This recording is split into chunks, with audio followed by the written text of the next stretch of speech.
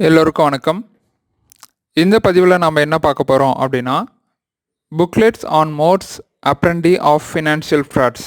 அதாவது RBI reserve bank of India இருக்காங்க இல்லைங்களா, அதாவது எல்லா பேங்க்கையும் நம்ம நாட்டில் உள்ள எல்லா வங்கிகளையும் தலைமையகமாக யார் கண்காணிக்கிறாங்க அப்படின்னா ரிசர்வ் பேங்க் ஆஃப் இந்தியா அப்படின்னு கேள்விப்பட்டிருப்பீங்க.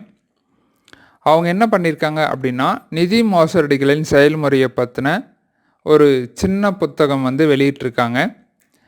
இது பார்த்திங்கன்னா, நான் கடந்த வருடம், அதாவது 2021 ஒரு அக்டோபர் மாதம் 10வது மாதம் அந்த நேரத்திலே பார்த்தேன். மறுபடியும் பார்த்திங்கன்னா மார்ச் மாதம் திருப்பி வெளியிட்டிருக்காங்க. அதாவது என்னென்னா, அதில் சின்ன சின்ன மாற்றங்களை மாற்றி மாற்றி கொஞ்சம் வெளியிட்டுருக்காங்க. ஸோ அந்த புத்தகம் எதை பற்றி சொல்லுது, அதை நம்ம எங்கே பதிவிறக்கம் பண்ணுறது, அது எப்படி பார்க்குறது அப்படின்றதெல்லாம் நான் இங்கே இந்த பதிவில் நம்ம இங்கே பார்க்க போகிறோம். இந்த புத்தகத்தில் நம்ம என்ன தெரிஞ்சுக்கலாம் அப்படின்னு பார்த்தீங்கன்னா,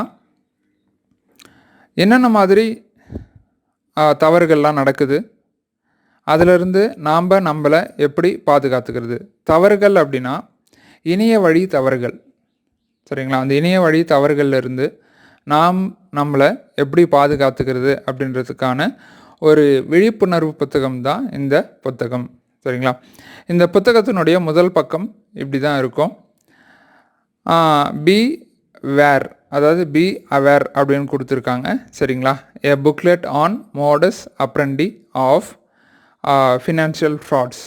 மோடஸ் அப்ரண்டினா என்ன அப்படின்னா, நிதி மோசடி, சரிங்களா? அதாவது ஃபினான்ஷியல் ஃப்ராட்ஸ்னால் நிதி மோசடி, அதனுடைய செயல், அவங்க எப்படி அதை செயல்படுத்துகிறாங்க அப்படின்றது தான் மோடஸ் அப்ரண்டி, சரிங்களா? சரி, இப்போ இதில் பார்த்தீங்க அப்படின்னா எதை பற்றி கொடுத்துருக்காங்க அப்படின்ற விளக்கம் தான் இது, சரிங்களா?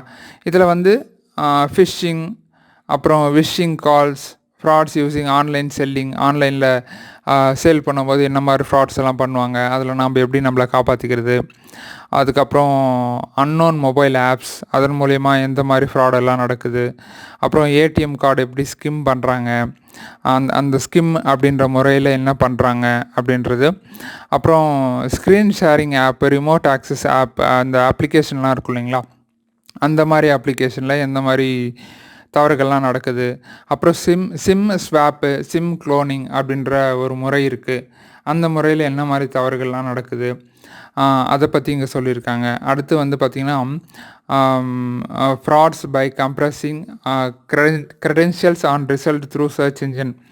அதாவது நம்ம தேடுபொறி இருக்குது இல்லைங்களா, கூகுள், யாஹூ, பிங், டக்டக்கோ, இந்த மாதிரி தேடுபொறியில் கிடைக்கக்கூடிய சில விஷயங்களை வச்சு எப்படி தவறுகள் நடக்குது அப்படின்ற மாதிரி இன்னும் நிறைய விஷயங்களை இங்கே கொடுத்துருக்காங்க.